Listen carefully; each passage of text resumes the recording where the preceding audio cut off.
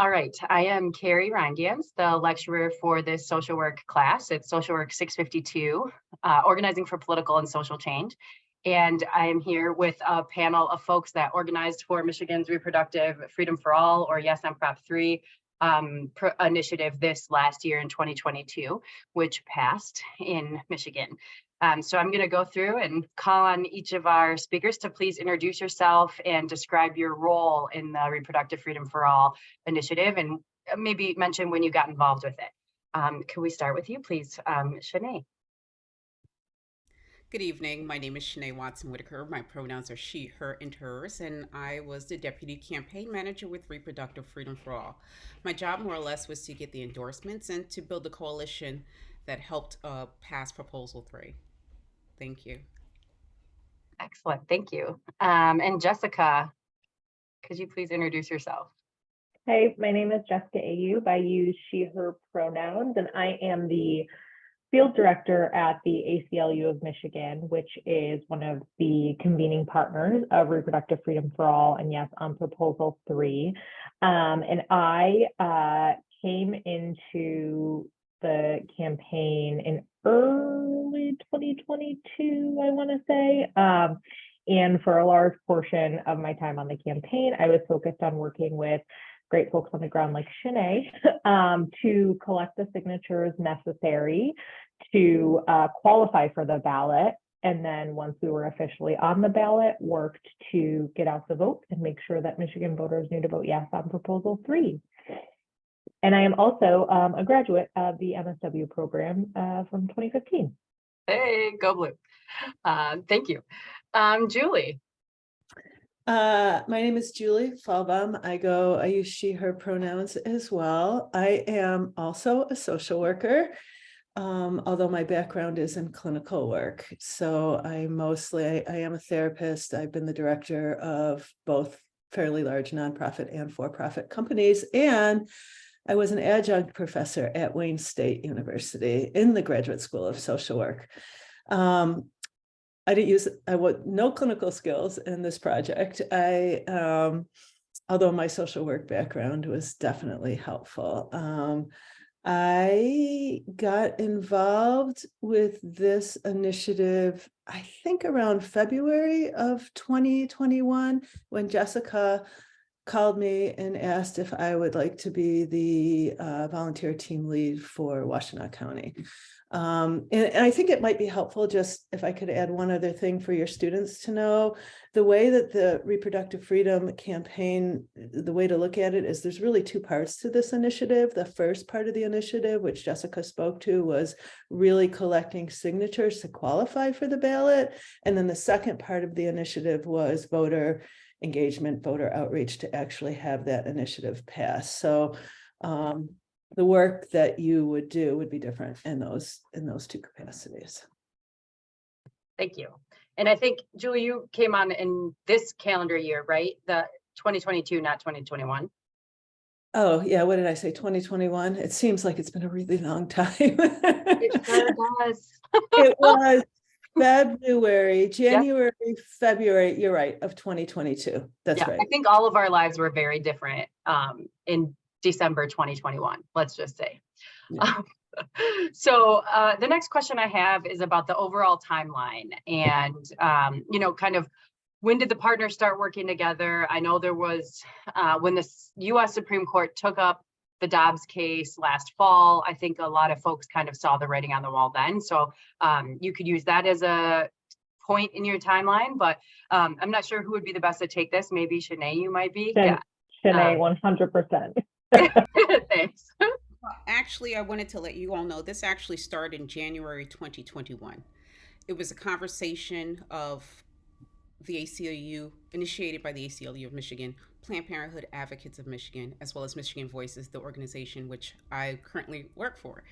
What started as a conversation around reproductive justice, and let me just say this, reproductive justice was coined by Sister Song in 1994 by a group of Black women who decided to look at reproductive rights, reproductive health, reproductive freedom in a holistic way.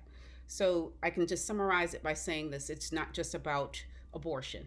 It's about living in an environment with clean water, lead-free homes, an environment where we're getting rid of over-policing in our communities, understanding that Black women die at higher rates in childbirth than their white counterparts. It's also understanding the plight of Indigenous women and LGBTQIA folks as well.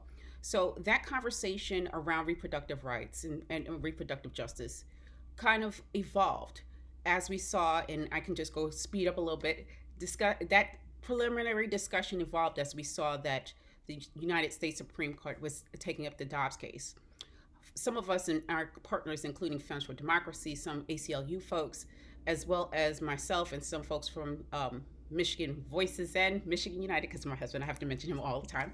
We were down in DC when the Supreme Court had their hearings. And we know from that point on that this was going to be overturned. But I can say this, we were having discussions around a ballot initiative before then, but we didn't know whether we would take it up. We supported the Reproductive Health Act that State Representative Lori Polhutsky had introduced to the legislature in 2021.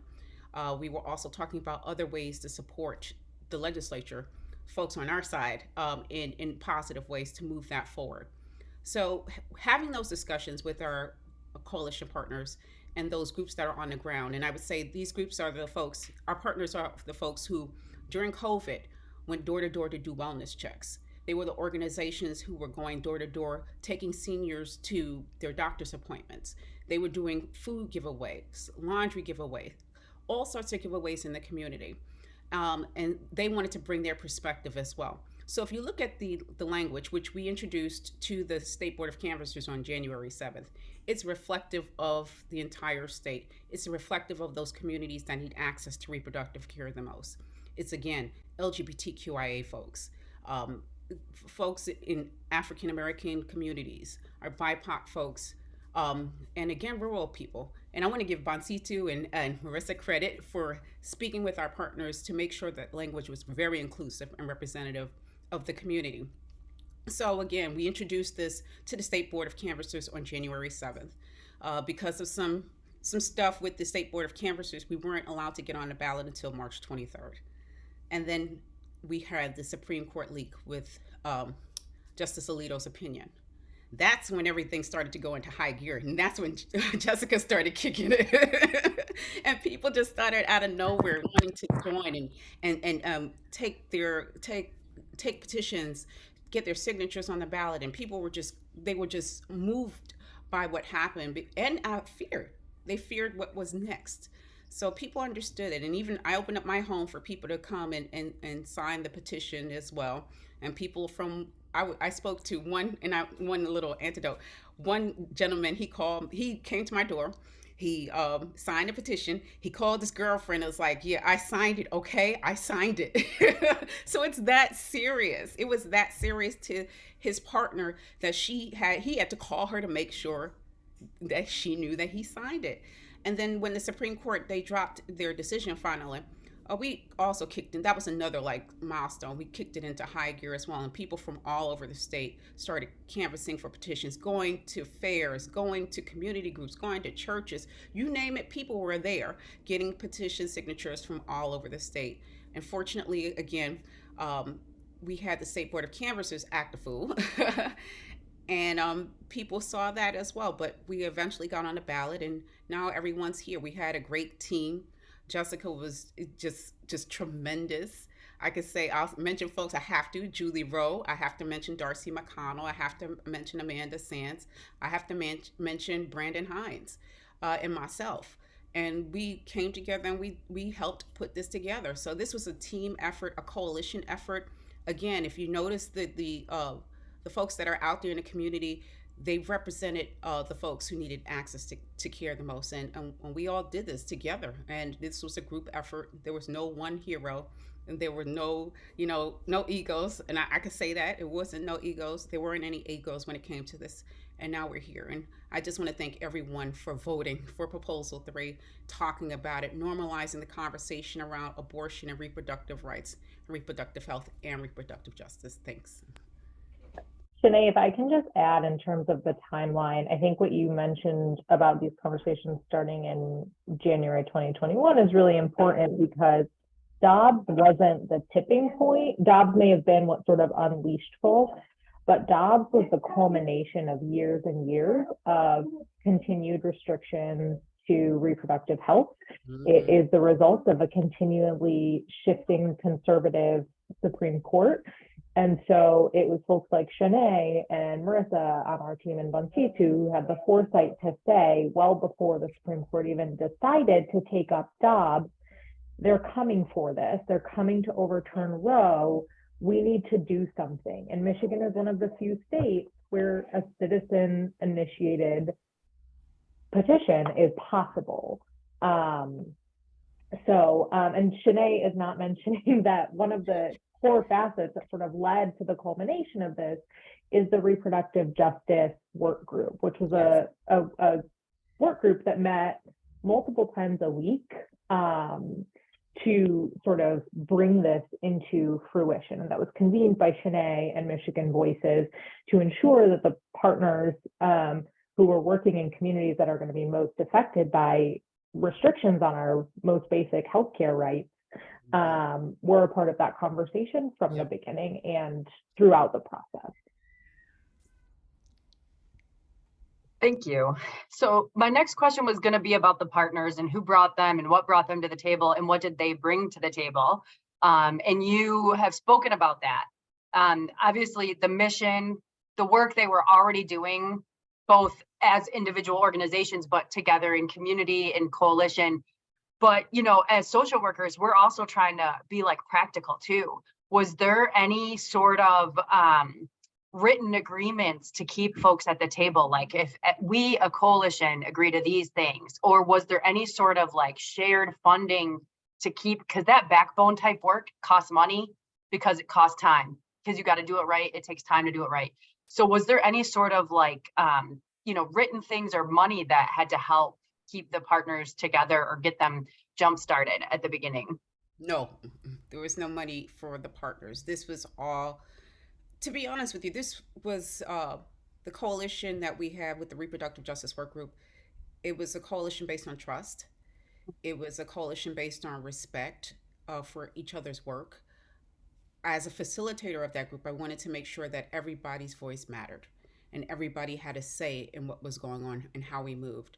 And I can say this, what I did initially to do this was share my personal story. I allowed myself to become vulnerable. I'll share it with y'all. I'm originally from the Bronx, New York. I came here in 2008. Before I came here, again, I lived in the Bronx. I lived with my mother and my grandmother, and I have 7 sisters or brothers. I lived with 4 of them.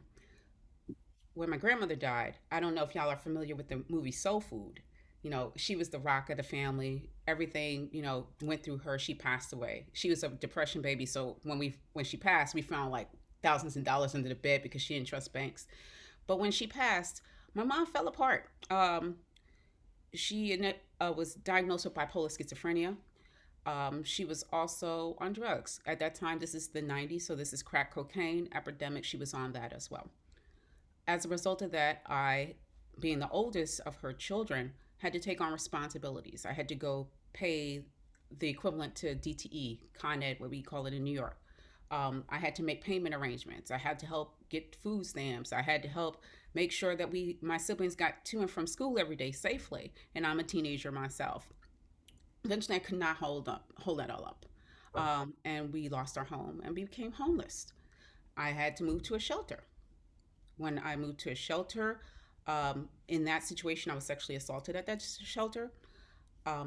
My sister's been shot at. She still has a bullet in her head because of it. Again, my mom's on drugs. Rats and roaches. I've seen people get killed. I've seen a woman jump in front of a train and kill herself. And that's the kind of thing that I went through. And I got pregnant during all of that.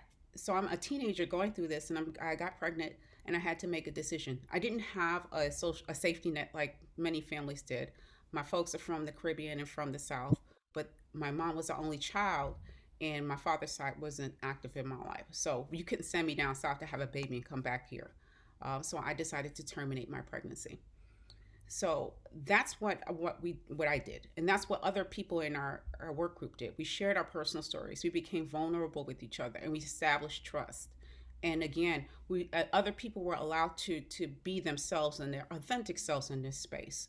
And they've rolled with us again since January 2021 all the way to now. And we've kept them on board. In fact, as we moved along as a work group, it kept expanding.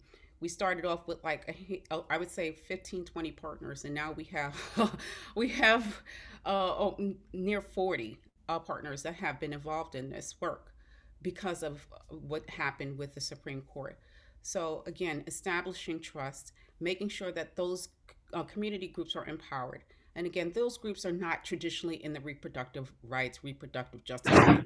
These are APRIs, the APRI, Philip Randolph Institute, that's labor. That's Coalition of Black Trade Unionists. It's the Wisdom Institute, which is based in Detroit. They have a program, a mentorship program around doll making.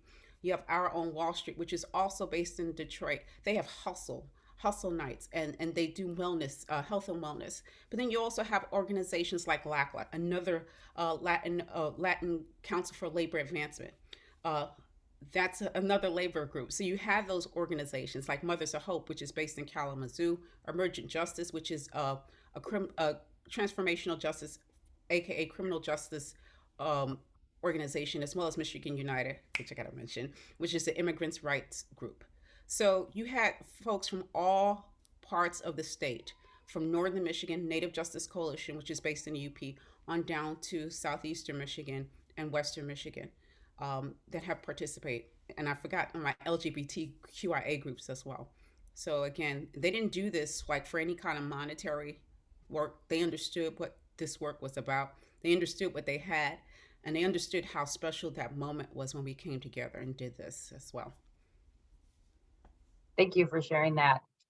During our class this semester, we did talk a lot about trust and how organizers work with the community in different communities. And there's the different ways to think about what the community is that you're working with, that you're organizing as an organizer. So thank you for highlighting that. It sounds like it was an organization of organizers, kind of. So thank you for sharing that. So, another thing we talked about this semester were, as we move through the work, we have this goal in mind, this thing we want to have happen, but we gotta try a lot of different things to get there. Different tactics. We have to pace ourselves. We have to plot things out. One thing, you can't have the ballot initiative happen until you get the signatures, right? So there's things that have to happen sequentially. What kinds of discussions did you have about tactics? Were there things that you ended up not doing because of different kind of capacity constraints, or some partners being uncomfortable with a certain kind of tactics? Was there any sort of discussion like that you remember? Jess, you want to take that one? Yeah, I think those conversations happen continuously and throughout. And I think some of the things that really sort of crystallized were some of those early conversations around signature collection. So just to give a little bit of insight onto a very technical process that I am more familiar with than I ever care to be. To qualify for the ballot, we were required to collect 425,059 signatures. It sounds specific. It is because it is 10% of the turnout in the 2018 gubernatorial election. So we have done ourselves a disservice, and whomever is going to try and qualify an initiative for the next ballot will now need to collect 10% of this past election's turnout. But part of that, right, in order to hit that minimum threshold of 425,000 signatures, you have to collect well over that, because voters are not going to be registered. Voters are going to accidentally sign twice. I was walking down the street and I ran into someone, asked her to sign my petition, and she was talking to a friend. She goes, "I've been signing this petition all day." And I was like, "I'll make it forward back." Thank you so much. She was so excited though. It was my favorite interaction. But that is a really sort of hard threshold to hit. And it's not a threshold that a lot of organizations can hit, or a lot of campaigns can hit. And that's why it is so sort of remarkable that we were able to collect 911,000 or 750,000, whatever the total number ended up being, because that threshold is so high. And so a lot of our conversations early on were really about how we were going to sort of squeeze everything we could and divert resources where possible to collect signatures. How could we expand on our tactics to make sure that we were hitting every fair and festival? We were reaching into the deepest pockets of our communities to get local businesses to have Shanay's home as a site. Like, what are all of the resources that we have accessible to expand our reach as far and as wide as possible? And to be clear, we did not have a staff at this point. There was no paid staff on the campaign. We had one person part-time, I think, and then, you know, we had no staff. And so our greatest sort of asset were the relationships we had in communities. So folks like Julie formed our volunteer teams, and they they were leading this work locally in their communities to collect signatures, and to identify the fairs, the festivals, the farmers markets. I think I'm going to let Julie tell the story about her relationships with the Ann Arbor Police Department after the decision came down and how they blocked off streets for her. But it was really, we had to focus on building locally, because we wouldn't have made it any other way. And so the tactic was build relationships where you can and funnel that energy into those networks that exist on the ground so that we can cast the wider net. And Julie, I'm going to let you sort of touch a little bit about sort of what that actually looked like on the ground, where all those tactics were sort of executed. Sure. Do you want me to go right into that? Okay. So one wonderful and challenging aspect of Washtenaw County is it's extremely active, politically aware, and motivated, which was awesome, but also exhausting. So in Washtenaw County, people wanted to get involved. And so I actually formulated a team of people, a head for petition distribution, and then a team of people who did petition distribution and collection, including myself. My house was open. My kids would come home for a weekend and they would just have to pass out signatures, or, you know, that's what they did. Oh, my mom's not home, here, sign. Where do you live? I mean, they had the drill, right? So, but we had a team for petition collection. We had a team for outreach, because all of the time we were having people wanting us to show up at this event or that event, or a team of people, like Jessica said, to show up at this farmer's market, show up at this event. And then we had a team doing data entry. I think we had a head for data entry, and then we had like 3 people doing data entry because Washtenaw County was just so active. I don't even know where to start with that. I guess the way to look at it is there was me, and then there was a team for petition distribution, a team for signature training and collection, a team for outreach and events, a team for data collection. And to Jessica and Shanay's point, it was all based definitely on trust, but I would also say passion. This initiative is something people feel passionate about and put their heart and soul in. And so they were stepping up and doing things. And it was funny. I'm just going to say this because you guys spoke to this. This started way before the leak and way before Roe was overturned. And when we first started petition or signature collections in March, we did our first training in March of 2022. When I went out to get a signature, it took me 5 minutes to explain what it was. And then people looked at me skeptically, and they looked at their phone and they backed away, and they were unsure of signing. And like, I had to sweat every signature. It was just, you know, I'd get 5 signatures, maybe an hour. After the leak, oh my gosh, I can tell you that my self-esteem went skyrocketed. People were looking for me everywhere.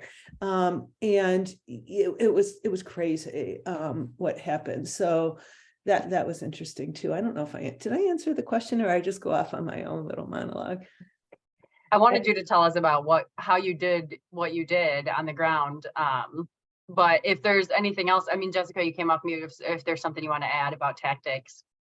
So I was just going to say, right, then once we are qualified for the ballot, we know that we're going to be on the ballot. Our tactics really shift to the sort of hyper methodical, how do we squeeze every single vote out of Michigan, and how are we using data and polling and information on the ground to tell us what's resonating with voters, and are these tactics working? And so that's when you saw things like, I will let Shanay talk a little bit about this, but right, her work, that outreach work that Shanay led, was a really intensive, really thoughtful tactic to make sure that voters who were not going to hear from us, or who didn't know who the heck yes on Proposal 3 was, were hearing from trusted messengers in their communities.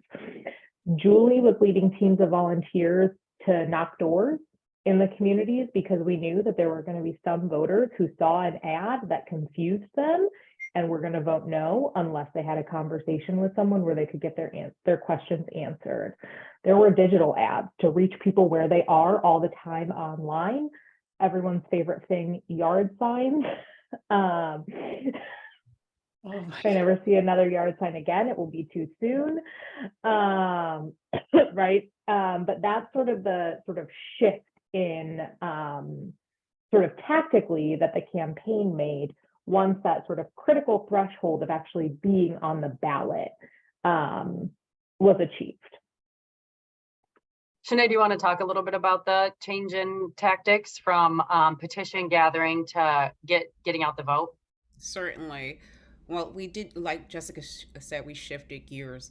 One of the things that I wanted to focus on, and the campaign wanted to focus on, was clergy. And we were very intentional about clergy, specifically African American clergy, because that's who we needed to support this.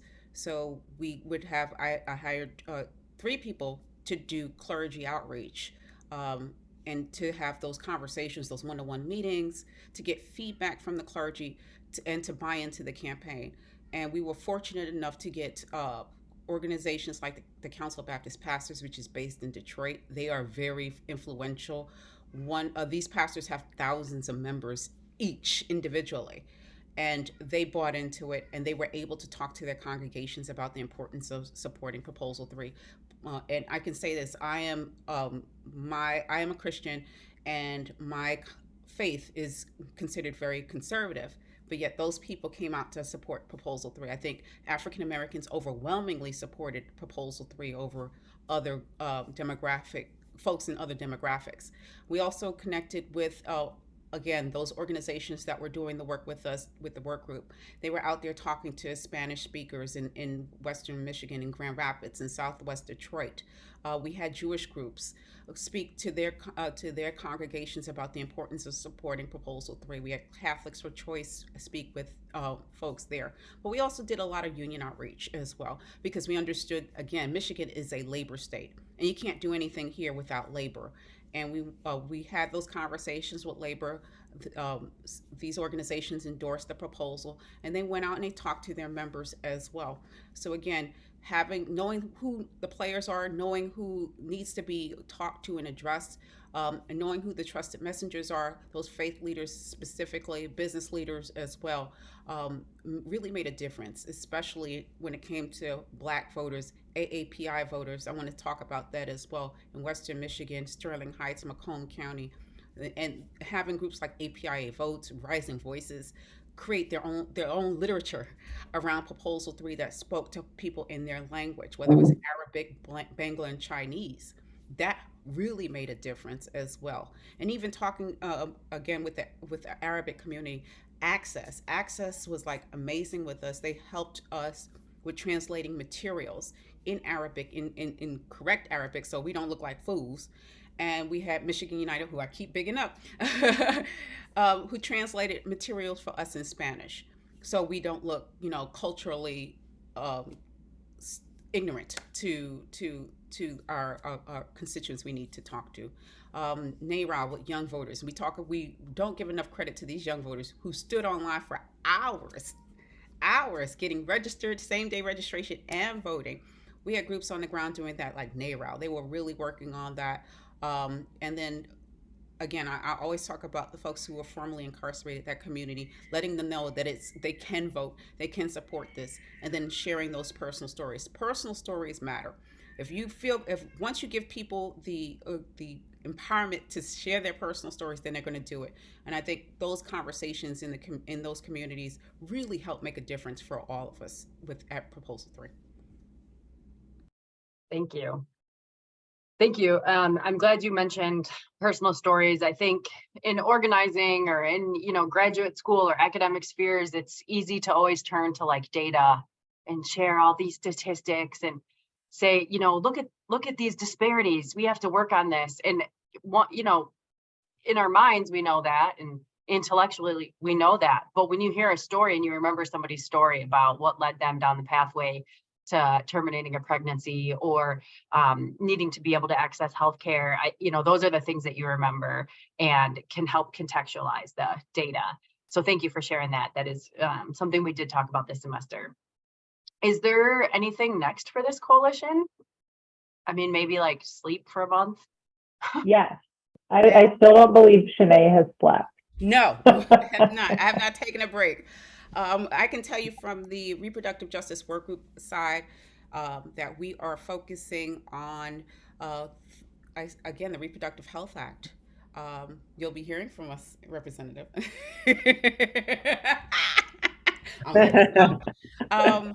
I can't wait.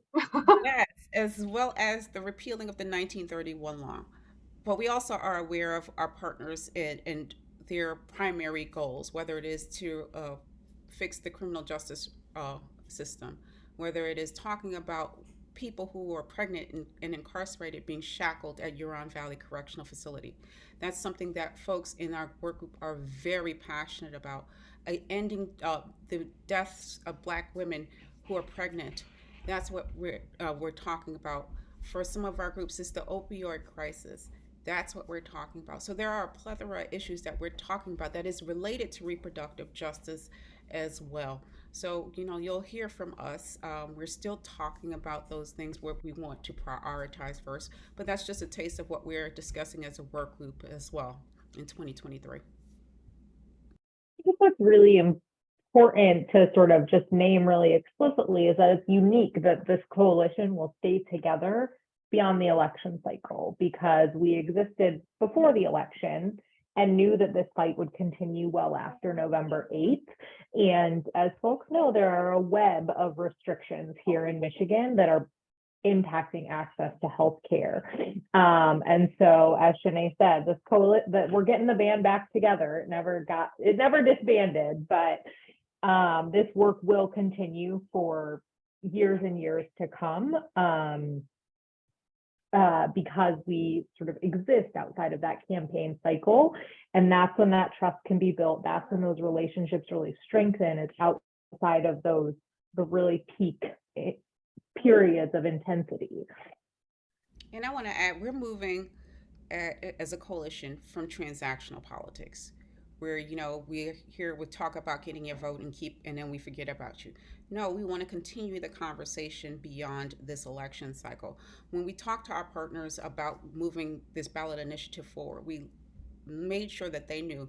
I'm going to say this specifically: the ACLU of Michigan, Michigan Voices, and Planned Parenthood Advocates of Michigan told our partners that this is going to go beyond this cycle, and we're keeping our word. And again, we're talking about these other issues, and I forgot to say driver's licenses. That's another issue that many of us are very passionate about for folks. So those are the things we're talking about. That's the things that we'll be reintroducing, and we're hoping to be a model for other states to move beyond that transactional form of politics, which I feel is abusive to our voters in our state. Thank you for saying that. And I'm here in this hotel room in DC at a conference. It's a progressive policy conference, and that's been a big theme of the last couple of days, talking about how do you build the strong relationships so that you have ongoing building power, and it's not just power for this cycle. We don't ebb and flow. We keep going, for the long haul, because we have a lot of change we have to make, and we need to keep going. So thank you for mentioning that. Was there anything during this time of the last year or two that surprised you? Was there something that surprised you while you were working on this process? Yes, for me, it was, again, I'm from a conservative Black church. The amount of clergy, Black clergy that went out and rode hard for us was amazing. It was amazing. And I uplifted Darcy McConnell. She worked with them, the clergy, for messaging. And they took that messaging, that training, and went to their congregations and spoke to their congregations about the importance of supporting Proposal 3.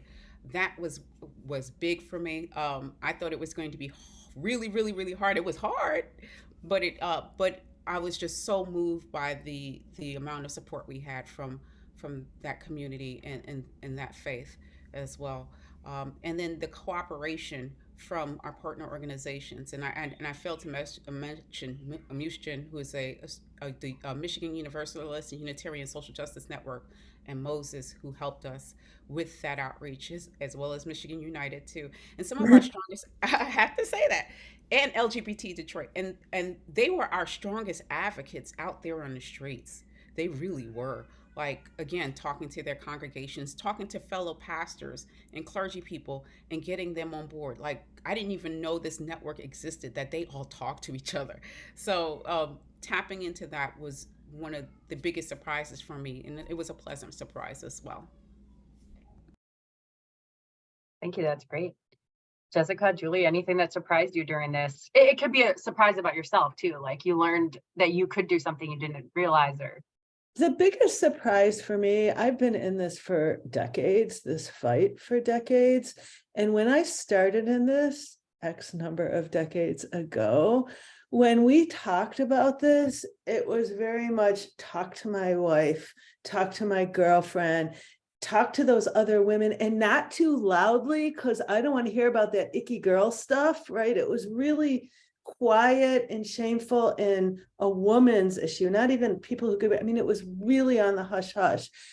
And it was so clear to me that even when I talked to people who were not supportive of this, they talked in terms of healthcare. They understood it as a civil liberties issue, a reproductive health and a healthcare issue. And that paradigm shift for me was so huge, because 30 years ago, nobody understood that paradigm. So that paradigm shift was the biggest surprise. And as a result, the diversity of support in my volunteers was shocking. I mean, I expected a bunch of women, young and old, but the number of people who weren't personally affected by reproductive health, the number of men, the age group. I had a 70-something-year-old man, I will tell you this story. Every Monday morning, he was very shy, right? So I worked a lot with role playing and how to ask for signatures and all of that. Every Monday morning between 10:30 and 11:30, he came to my house and he picked up about 5 petitions, which is, about 50 signatures. He went on the diag. The following Monday, he collected signatures. He dropped them off. You could set your watch by him. He dropped off his signatures and then he went back out again. And then he did canvassing every week. He didn't have a smartphone, right? He didn't want it. So I paired him with somebody who had a smartphone. But I would have, that demographic, there was a lot of stories like that you would be. And then of course I heard his story, which, everybody's got a story. Nobody's not affected by this, but that he could connect to this and be engaged in such a way, and that paradigm shift was so different, was what was really huge for me. So I would say that. I got one more. Northern Michigan and the UP. Oh yeah. Oh, Jess, you want to talk about that? I mean, that's what you stole mine, right? Like when we think about the expansiveness of folks who supported this, some of our staunchest supporters came from pockets of the state that otherwise never would have been tapped into. We had a strong base of volunteers in Sault Ste. Marie who actually recruited volunteers who had dual citizenship between Canada and the US, and they would cross the bridge into Michigan on weekends to help collect signatures. We had folks in Marquette, we had folks in Houghton, we had folks in Escanaba, and all of these really rural pockets of the state that, frankly, if you were just going by the data, just going by sort of what, folks know about the state, folks would have otherwise said, it's probably not worth us spending our resources to, recruit or, invest our time and energy there. They turned out to be some of our strongest supporters.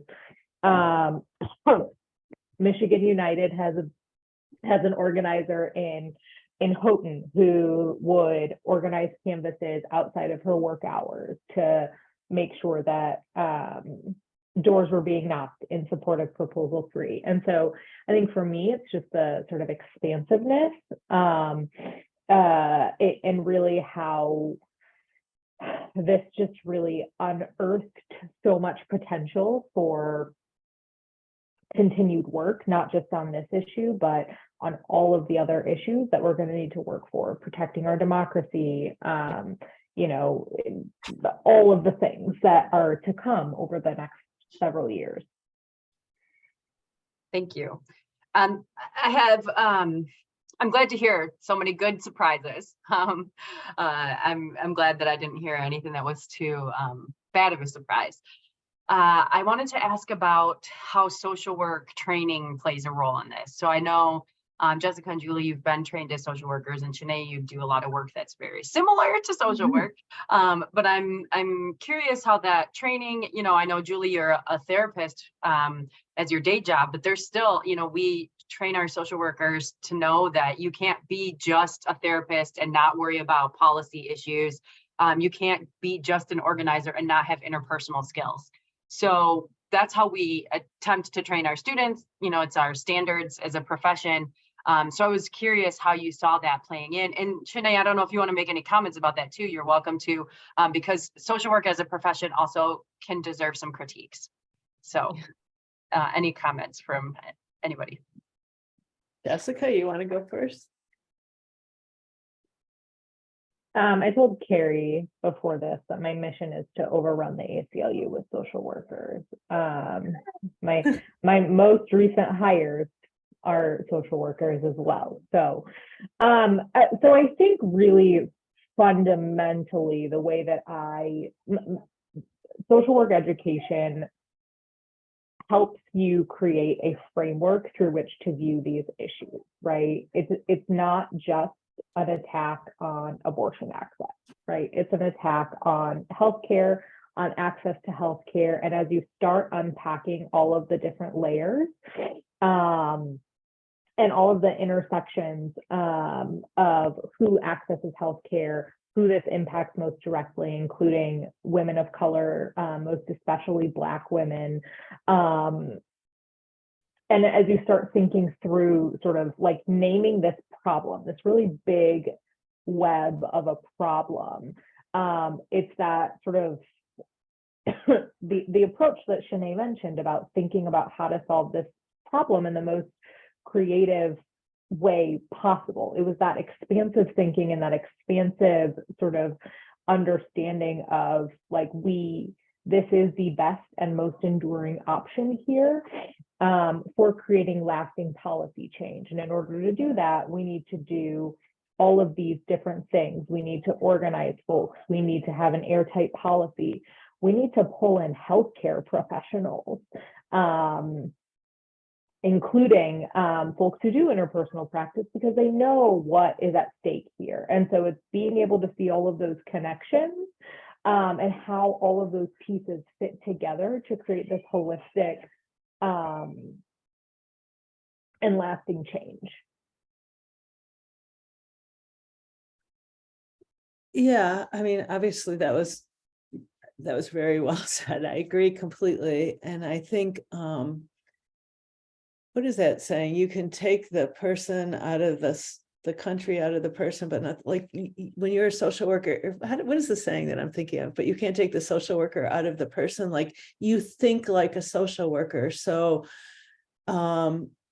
the ability to really actively listen to volunteers. I mean, Washtenaw County had a crazy number of volunteers, doing all kinds of different things. And then we were interacting with people, Washington County was not just Ann Arbor, it's the whole county, right? So the ability to be, I'm kind of trying to squeeze a lot into a small amount of time, but the ability to think on a lot of different levels at a lot of different times, to be able to understand all the different moving parts and then zero in on what is the important thing to do at that moment.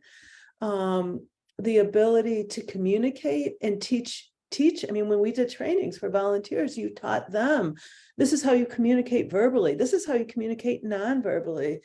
The ability to put volunteers in places they're going to be successful, the ability to really support people. I mean, there's so many places where basic social work skills come in. I mean, this is probably a whole course, right? But active listening, empathy, the ability to think on a lot of different levels, but know where to put your power, the ability to support, the ability to communicate in many different ways. There's just so many social work skills that come into play all the time.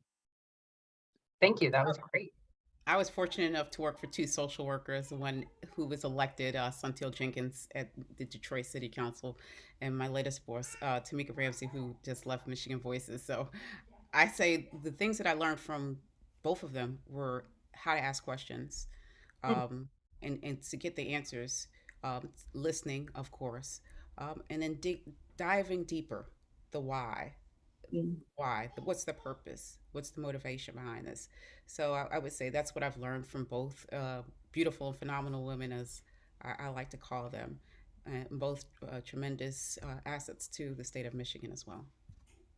Thank you. So my last question, and we are getting short on time, but my last question is about advice that you might have for grad students who want to either be organizers or participate somehow in organizing, or volunteer in future initiatives. What advice do you have for graduate students? Who are you directing that at? All of you should be giving advice, so take turns. I could start. There's my grandson in the background. He's 11 months. Sorry. No, I'm sorry. He's just a human. Yeah, he's having fun now with his mommy. Well, the thing I would say is to grow your network. Get out of the silos that we put ourselves in. If you want to make a difference, go to a nonprofit that fits your values and your vision. I can say this, I came here in Michigan, I only knew 4 people here outside of my husband, and I decided to volunteer in the community. I decided to volunteer campaigns. Actually, I did judicial races. I started there to volunteer there to get to know all the judges and candidates in case I got in trouble too. I'm just gonna let you know. So it comes in handy. Get to know those judicial candidates first, because that's actually where we need the most help anyway, to develop those leaders to our next generation of Supreme Court justices. But just volunteering in those organizations. If you have a passion about immigrant rights, join an organization. If you have a passion about reproductive rights, join an organization. It doesn't take much. I mean, start signing up for emails and events, go to events, and that's what I would say to do. And don't be afraid to ask questions too. We need you more than you know. We need more people. This is a people-powered effort, and we want to continue to have it that way. So if you feel passionate about reproductive justice, reach out to myself or reach out to Jessica, and I definitely connect you. That's it. That's great. Thank you. I think my advice would be to not be afraid to try different things on, even if it doesn't feel like it's the path that you envision for yourself. You would have asked me 5 years ago if I would have, been working on ballot initiatives in the state. I would have been like, what's a ballot initiative? Which is in fact a direct quote from me in 2018 when they said you're working on Proposal 3 of 2018, which expanded our voting rights, right? And so I think there is so much opportunity. The beauty of a social work degree is that there's a lot of different ways that you can take it, and don't be afraid to try a path that you may have not envisioned. Thank you. Julie, any advice for graduate students? Yeah, I was hoping I wouldn't have to answer this question. I think this work is so rewarding and so fulfilling and so exhausting. I mean, as social workers, we kind of give our heart and soul anyway. And so my advice is, when you take on something like this and you know you're putting your heart and soul into it, stay focused on what your mission is. I don't want this to be a negative mission, but you get pulled in so many directions. And can you also do this? And can you also do this? And you want to do all those things. So, but if you do, not only are you exhausted, but you turn out to be not effective. So just jump in and try new things. I think that's great advice. It is the beauty of this degree, but don't lose focus, because if you do, you just can't do the work. So I don't want that to be like a negative message, but I think it's an important one. All right, thank you. So 2 more questions. We have a question from a student asking about interacting directly with people or organizations that opposed Prop 3, and how did you handle that? And so I'd like to go through and have each of you, if you have any examples to share. But the last question I want to end on is, what is giving you hope right now? So those are 2, but I want to end on the hope. So let's start with this. Was there any interactions that you had directly with people or organizations, and how did you handle it? Do you want to direct that, since we have limited time? I mean, I think we all. Julie, I was actually gonna see if you'd be willing to take that one as someone who like. Yeah, we had lots of interaction with the other side. To be very brief, given time, this is an initiative that nobody was really waffling on this. There's a small margin, and with our social work skills, we know who those people are, and we would take the time to really listen, hear, talk to, for those margin of people that we thought we had a chance to educate and support this.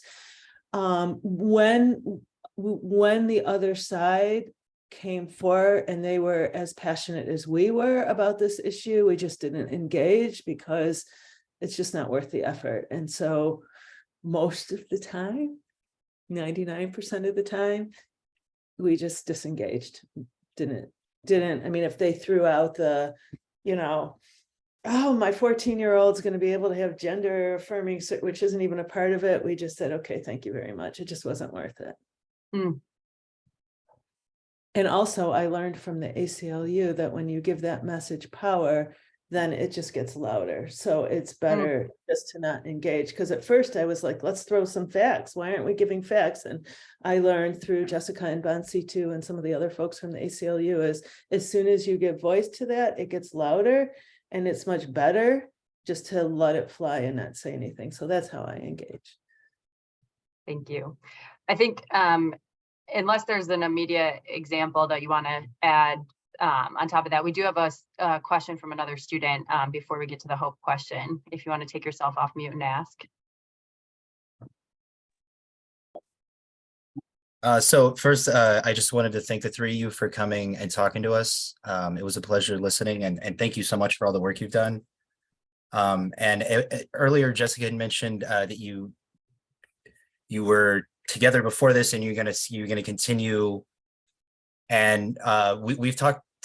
We read Alinsky in this class, and I've read things about mutual aid. A lot of stuff I've read has talked about the importance of pivoting to something once a goal is achieved, so that so that you can maintain that momentum and keep the organization. And I saw this kind of fall apart with Bernie Sanders after the primaries and stuff, and I feel like that kind of just fell apart.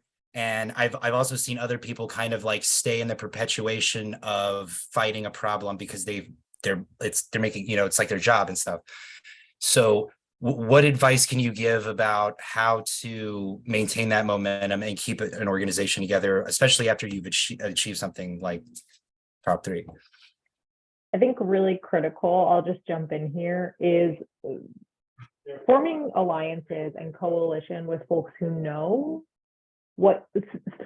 So I think the best way that I can describe this is that Proposal 3 was a tactic inside of a larger movement for reproductive justice.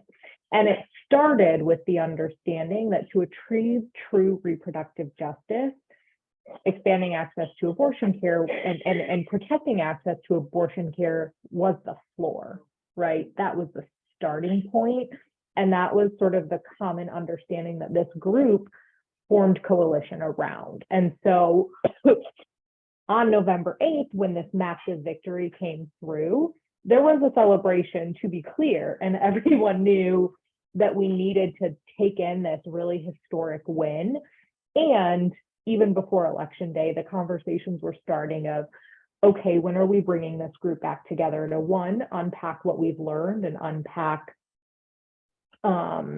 sort of how we can apply this to our next campaign and the next fight that we have, because we knew that this was, we knew that this was always temporary, but that the work was going to continue. And so I guess my advice would be, right, that's about when you're forming relationships with folks, it's really important to align on those sort of fundamental shared values of how this work needs to shake out. Easier said than done. I'm not saying it's perfect and easy all of the time, but making sure that you have those relationships helps with those conversations. And again, I would say, and I know we have to end briefly, but I would say also interacting with them afterwards. We were very intentional with talking with our partners after the election. We had a debrief and we talked about what's next. I mentioned the policy aspect. For some of our partners, this is new to them, and they're excited about joining in the conversation around policy and activism and talking to their representatives. So just building upon that. And again, when we started here, we said, like Jessica said, this was the floor. This is just the beginning. And what we're trying to do is movement building. And there's a fundamental investment of all of these organizations to move towards reproductive justice, to move towards social equity, and to move towards a better life in Michigan too. Thank you. So just if you have something that you could share that's giving you hope right now, it could be about the movement, it could be about something, you know, more adjacent to it.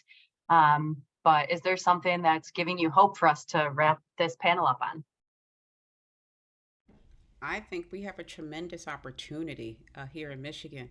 I'm gonna put on my political hat for a moment.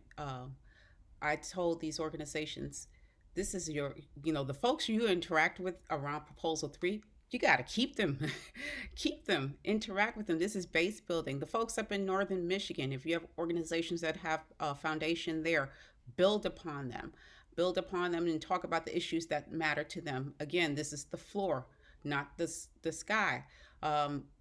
Talk to them over the holidays, talk to them beginning January 1st, after the new year, have those conversations. If it's even an email, interact with those people. Don't lose them before the other side gets to them.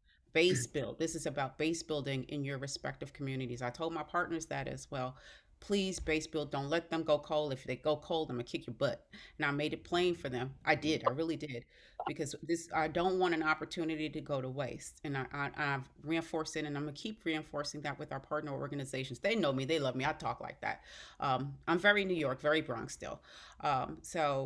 But this is a great opportunity. Those people that we didn't have on our side before are now on our side. At least they're listening to us. So let's get them. And that's what I would say. That's my hope for it.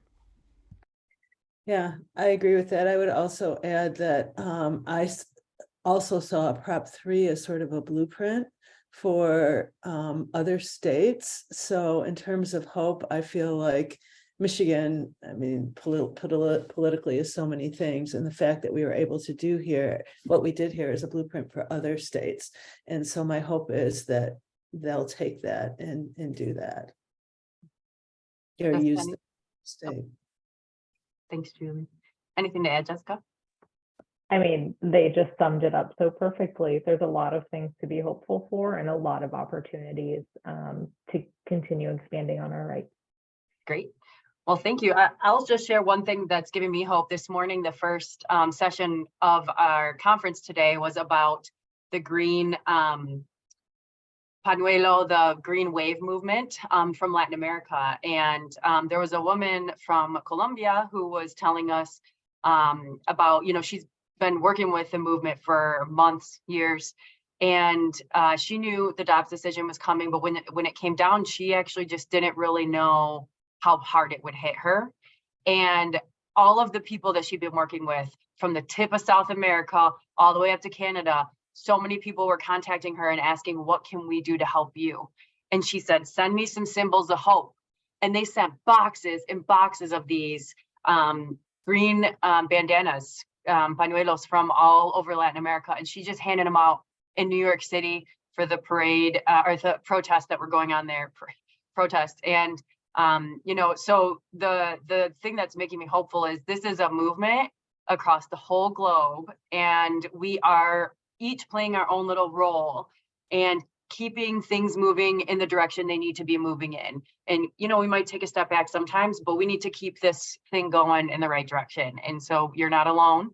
And, the people around the world will come ask you, what do you need? What do you need to have help with? So that's been giving me hope today. Thank you all so much for being on this panel. I think it's been great for the students to hear from real organizers on the ground. So I'm going to stop the recording and thank you again for being here.